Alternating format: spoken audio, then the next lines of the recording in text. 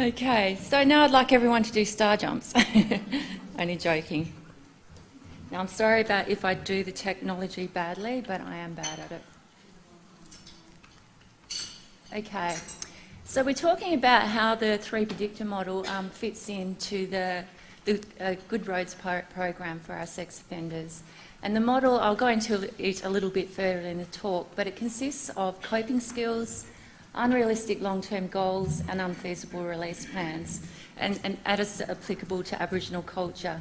The research was actually, and I think the reason I'm here, based on focus groups I did throughout Western Australia with corrections officers.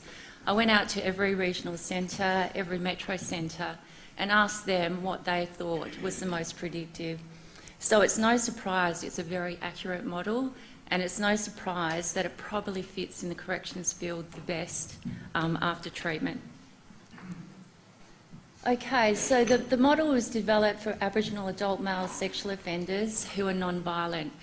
In the early part of the research, we found that sexually violent offenders were actually very, very different in terms of predictive items.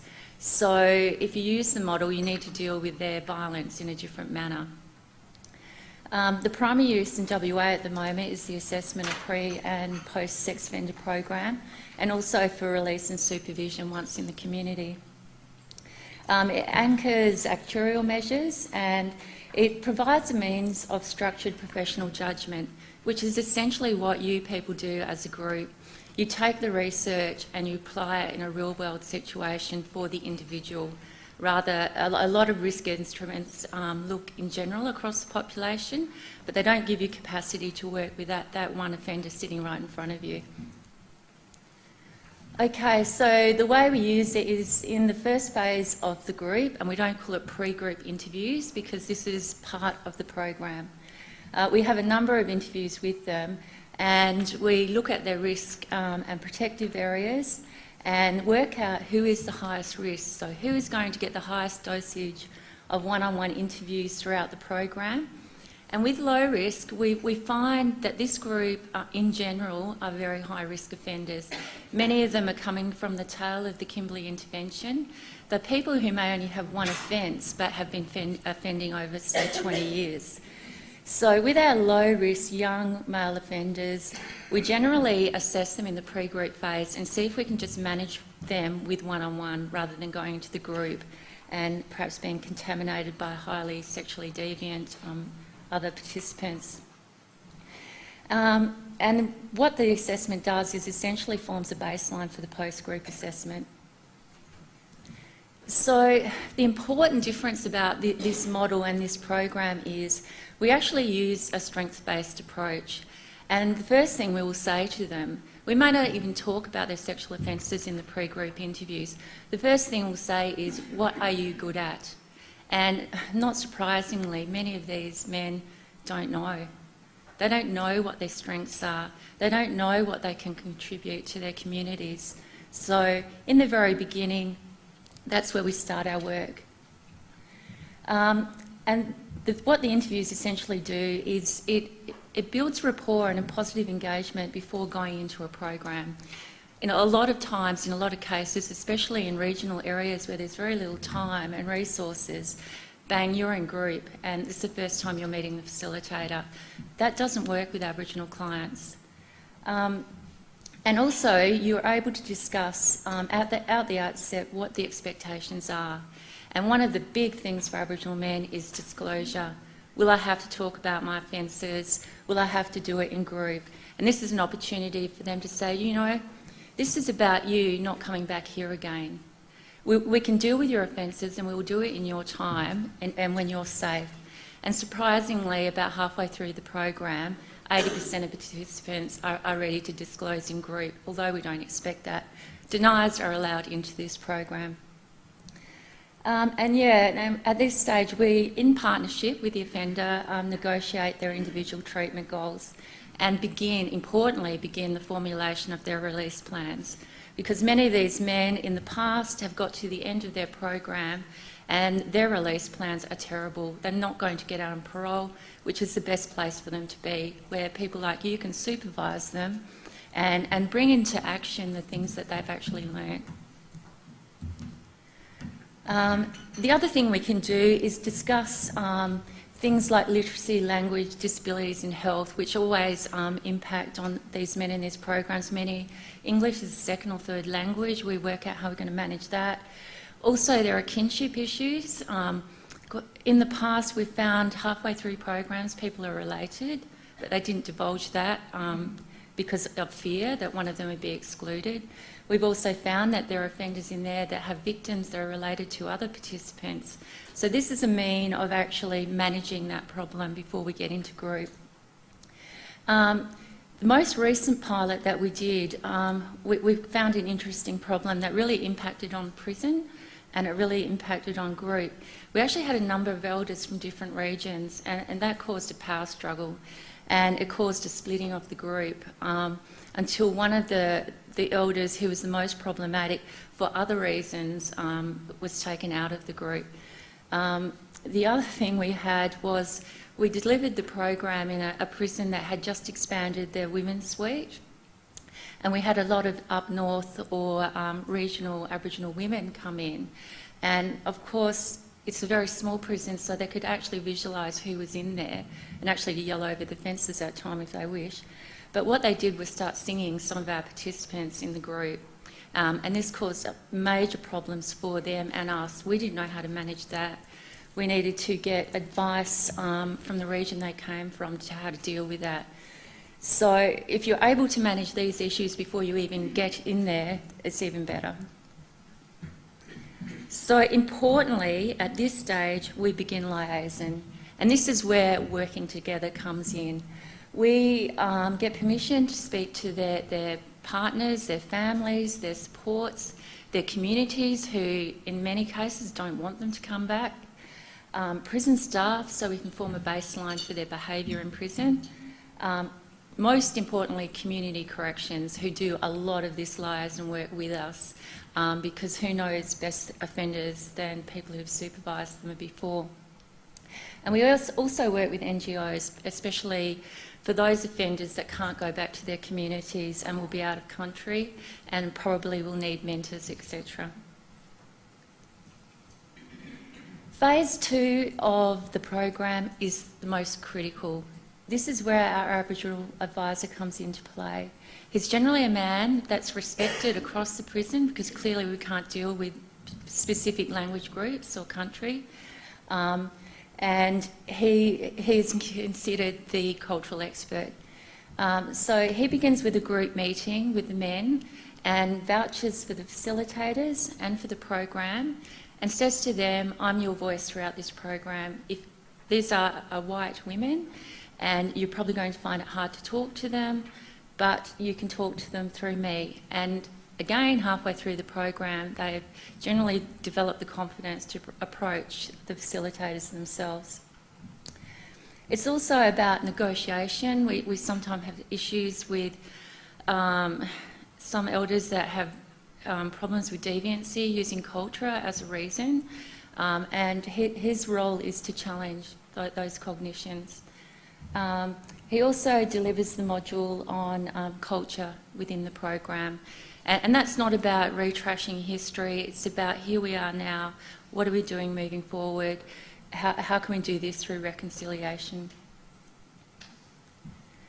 So over the course of the program, the individual counselling builds on the offender's protective factors, addresses risk factors, and also complements and enhances the program content.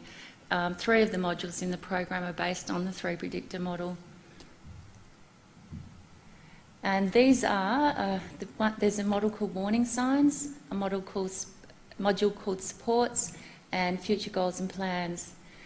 And this allows us to address these predictors within the group format so the participants can help each other see other ways of doing things, other plans, other safety ideas, and that they're often very vibrant conversations.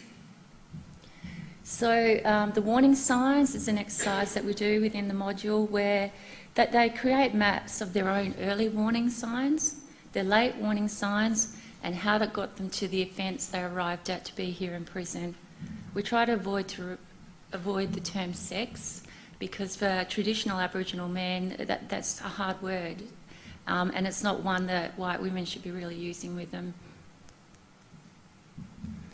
So the objectives of the support session is something that I think people talked about a bit today. Is these offenders are subject to a system that puts quite strong controls around them at release, but they don't understand that.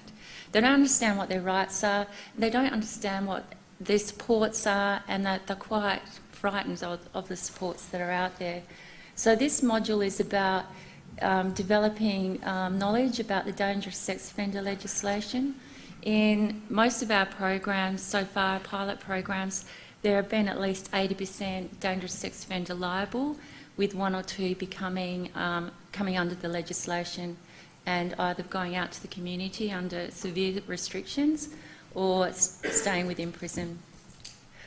We also talk about SOMs, which I think in other jurisdictions might still be called ANCOR, and we discuss the parole process, where they've gone wrong in the past, how they can do better, and importantly we increase awareness of the supports available within the justice system and NGOs, and we quite often bring them in so they know a friendly face. They know that this system of support isn't hostile and the way it was in the past where we're wagging fingers. It's about getting true support. When I'm going wrong, what can I do? So the support mats, they actually do them by drawing or storytelling with words and pictures. And importantly, they also can include land, country, ancestors, how their culture can make them strong out there as well. Okay, so that's generally the questions that we're asking, and they're asking in group, and just sort of rehearsing for release. This is what I do when this happens. So goals, when I originally developed the model, goals I saw in terms of things that you can achieve by taking the baby steps, and it might be something very small. But Emily, who was one of our facilitators and who was quite insightful after working with the men, said, you know what, you're setting them up again, because you talk about no goals. I'll stop smoking, I'll stop drinking, I'll stop stealing. But what we don't talk about is things that are actually achievable. Yes, I could get back to play with my basketball team. Yes, I could get back out and go out fishing and go out to my parents' lands. So I think she has a very, very good idea there. So these are some of the questions she asked when she's trying to identify yes goals. Essentially, it's all about is what is good about you? What can you bring to the table? What makes you feel strong? Having said that, we're really realistic. Like someone might say, I want to be an AFL footballer. What we try to do is say, well, look, you are a good footballer, but realistically, what might happen for you is you go back to your community and you could, win the championship. You could be one of the best players. So think about your goals in terms of things that you know you can do and you've done well before. With long-term goals, I wish I'd never called it that. I wish I'd just called it goals, because they're not long-term. They can be as simple as, I want to get my white card while I'm in prison. They can be as simple as, I want to have a good relationship when I get out. So if you're considering long-term goals, don't consider them the way we do, because Aboriginal people's concept of time is circular. It's not in a straight line like ours. And that's based on their culture and their stories. For those who have a long prison term remaining, which is usually 2 of the group, what we focus on is what can you achieve in prison to help you when you do get released? What education can you get for yourself? What training can you get for yourself? Do you want to be physically well? Because many of these men, when they come in, they look terribly physically unwell, and they have an opportunity to build their bodies up and be strong physically as well as spiritually. So these are just some of the questions that Emily asks when she's looking at the future in the module.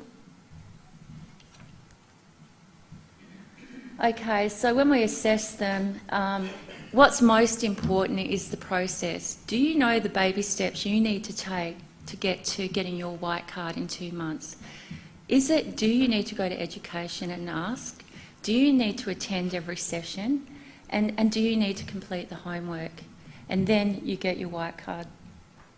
A white card, by the way, gets you into mines in Western Australia, where we have programs for Aboriginal people. Right, coping.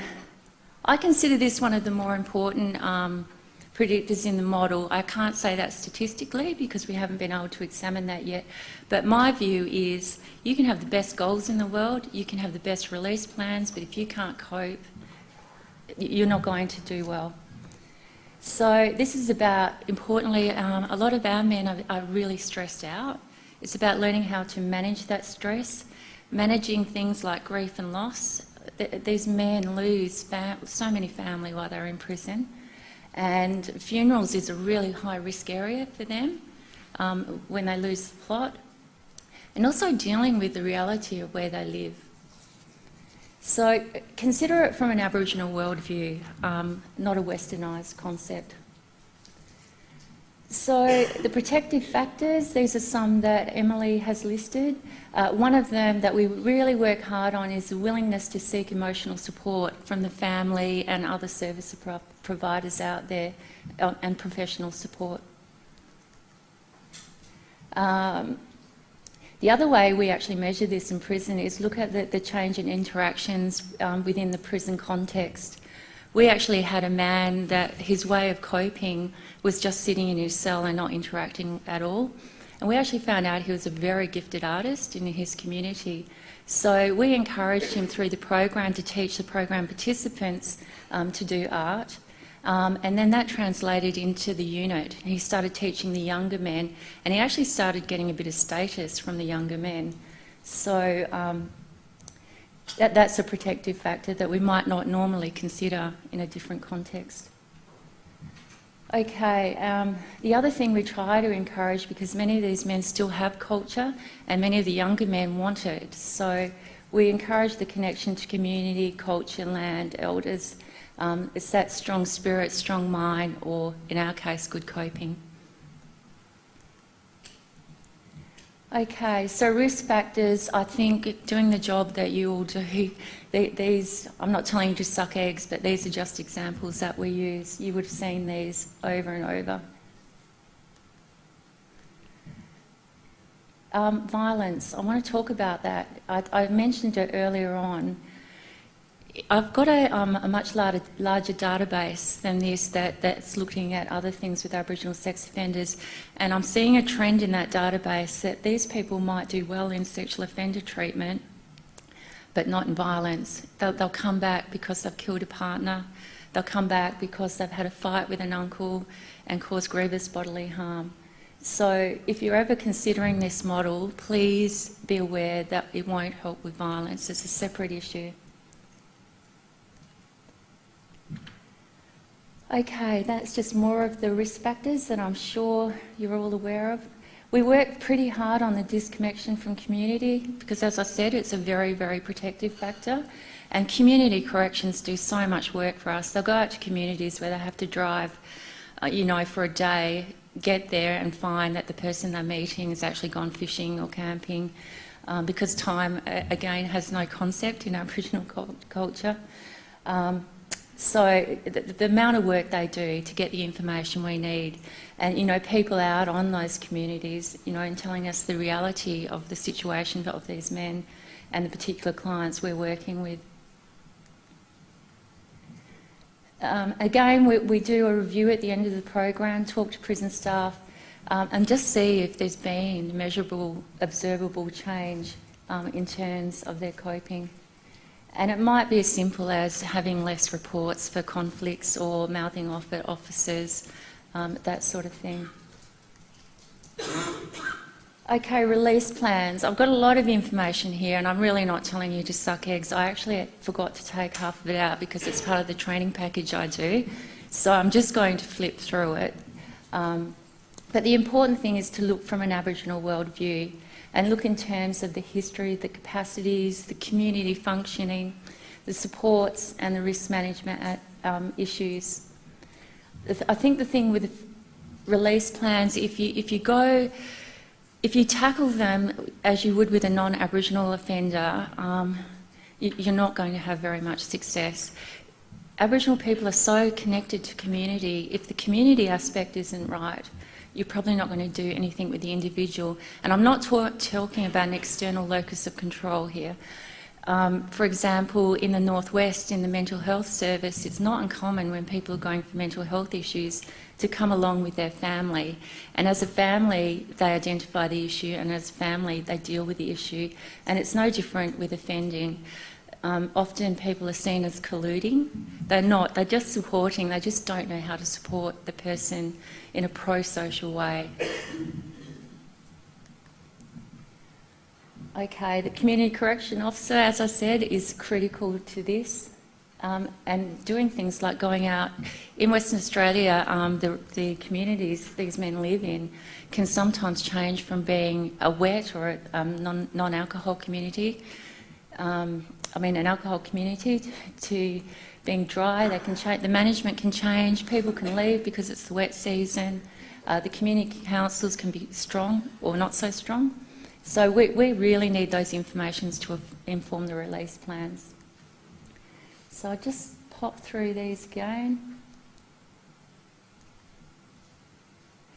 Kinship obligations is something else we really closely examine, because many participants are actually engaged in feuding, whether it be into family or into community, and that actually sets them up for some failure because it involves violence. So although we're not always very successful, it's at least something we can raise with the offender. And some actually choose to return to communities they're not so familiar in, so they don't have to deal with those kinship obligations immediately upon release. They can actually have some, well, they call it time out, and go out to their parents' countries that are away from the communities and just chill out basically and get used to being back in real life. Employment is something I want to touch on. In this model, we don't term employment the same way you normally would. Employment can be paid employment, but mostly it's meaningful engagement in activity or meaningful contribution to the community. If these people are active and feeling like they're achieving and part of the community, their risk is going to be lowered. Okay, so they're the key things that I think you guys would routinely identify in terms of high risk in release plans. And then they're important to consider, because you might have really great gains from the sex offender program, but if these things aren't addressed, you're really pushing it uphill. Okay, and there's the bit about working together. The reason this plan is reliant on you is we know that parole is a protective factor in Western Australia. In the evaluations I've done of nearly all our Aboriginal programs, people do really, really well on parole, and then it tails off. So working with community corrections is essential for us. We want to get them to parole. We want them to be under parole. It gives them the best chance. The other important thing about release plans is you need a plan B, and in some cases a plan C. Often the things that the man wants to do aren't going to be allowed. So you need to start working with him early. Okay, we'll investigate if this will be allowed, but if it's not, what's your other options? What can we do? Dangerous sex offenders especially need plan A, B and C. So hopefully throughout this, the offenders actually develop the ability to be self-reflective, deliberate and proactive. It's not about us doing this for them, it's about them developing it with us and us just giving them the information and the skills to be able to do it. Go on. Okay, so the final assessment is really comprehensive. The report that we provide to the Parole Board and Corrections is a template for release. It tells you where this man is at in the prison context. That's going to change in the community context, and that's why this model's dynamic. As corrections officers, you'll take it and go, yeah, well, that was true in prison, but 1 week out, not so much. Well, for the prison context at least, it shows how viable we think the plan is based on our contact with all the significant people. And unfortunately, you know, probably half of the group aren't going to have plans that are that great, but at least they have plans that are much stronger than at the time of their offending. Okay, so outcomes. I don't have anything statistical for you, but we've run 3 pilot programs since 2010 with an average of 12 in each group. 2010 pilot, there were 3 offenders that reoffended. Not surprisingly, 2 were for violent offences and another for substance use. Each of those offenders in their reports indicated that these were unmet treatment needs. In 2011, not surprisingly again, we have someone who has violent offences and a dangerous sex offender on remand for child sex offences.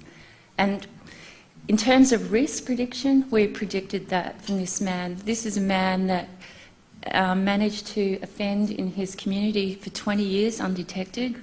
He'd actually groomed a whole community into allowing him to offend and his victims having to leave.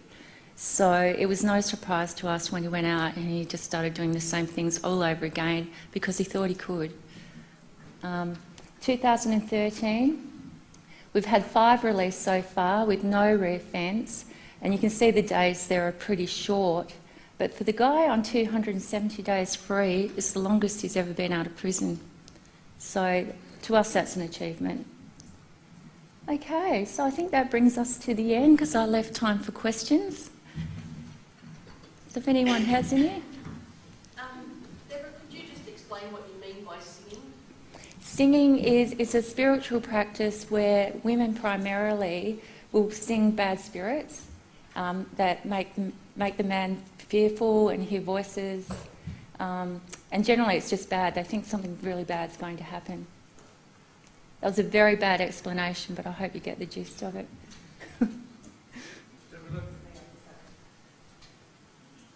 The final assessment that you referred to on the last slide, does that not have a focus on life after jail? Yes. It does have, Yeah. But it's mainly about the remainder of their time in the institution. For the men that are staying in, yes. For the men who are applying for parole, it's totally focused on parole, totally focused on release. But when I say it's dynamic, we're realistic in that in the prison setting, that sounds great. But once they're out in the community and you guys are dealing with them, that can change on a weekly basis. And that's why the model's open to reassessing. Okay. And do you do a recommendation for or against release? Or is that... There's actual debate at the moment about whether we should or should not be doing that. Mm-hmm. For us in a pilot program, we're flying under the radar. I prefer to talk more terms in this is what we have, parole board, this is what we've done, make the decision. So, that's my preference, so not my department's. Yeah. So parallel with the work that you're doing at that stage, I guess somebody out of community corrections is doing a report to the parole board? Well, because we're working together and now the pilots, we're getting familiar with each other, we can collaborate. So it's not double dipping, we're not having to do the same work. Ideally, this is best placed at pre-sentence, so we have a picture of what the man was like at that stage. And then that, I see it like a suitcase. That assessment moves with them through the prison out to the community. Okay. Does that answer? Good. Sounds fantastic. Well, remember we only run one of these programs probably every 18 months, and they are time intensive and there are complaints about the cost. But if we continue to get these outcomes, I mean, as I said, if we change one offender, we change a whole family and we change a generation. So to my thinking, it's worth doing it. Hi, Deborah. One of your slides you talked about how parole is a protective factor for these men. In the general research, what will we find in terms of general offender populations and recidivism is that parole is a protective factor only while they're on parole. Exactly. And that the re-arrest, re-imprisonment, recidivism rate beyond that parole period is the same as your straight releases. Yes. Do you have data on that? Is it different for these men, or is it the same as the general literature? We don't have long-term data, but I suspect it's exactly the same. And that's why I think parole is so important. Give them time to be out there, coping in a functional way, being pro-social, so it becomes a habit by the time parole's finished. But unfortunately, not many Aboriginal men get parole. They prefer to do their full time, because then they don't have people telling them what to do.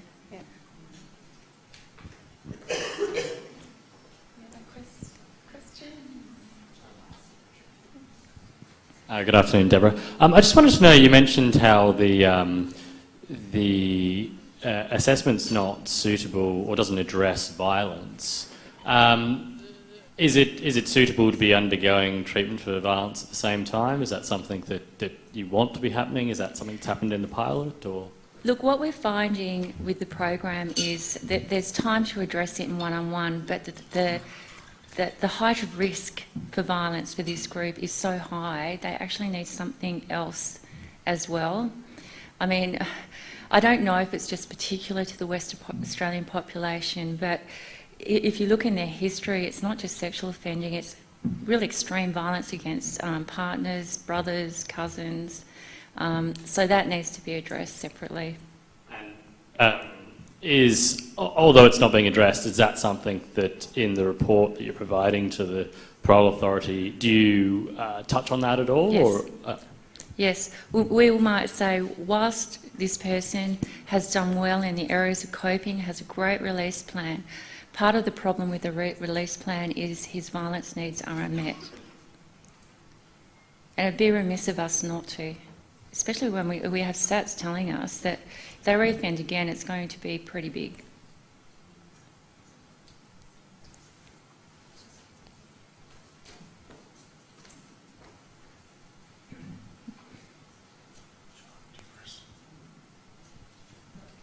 Just a general question. What's your opinion on the views that the traditional form of punishment should be delivered first before they're imprisoned? Sorry, I don't quite understand. You were saying about the community handing out the punishments. Oh yes, yep. I don't really think it's my place as a non-Aboriginal person to have a view, to be honest. You're talking about retribution. Yes. And payback, yeah. I have personal views, but I don't think it's my place. Okay. Yep. Sorry, I'm not helpful there.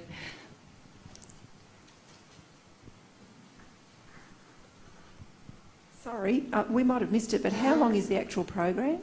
It's 120 hours, run over 16 weeks with the one-on-one sessions weekly as well. Some of them, if they're high risk, will get maybe 2-3 sessions a week. And do you have anything that follows them into the community, like a outreach program once they finish jail? It depends where they're being released to. It really does, because up in our remote communities, there's Nothing there. Yeah, and that's why we talk about be realistic about the circumstances they're returning to.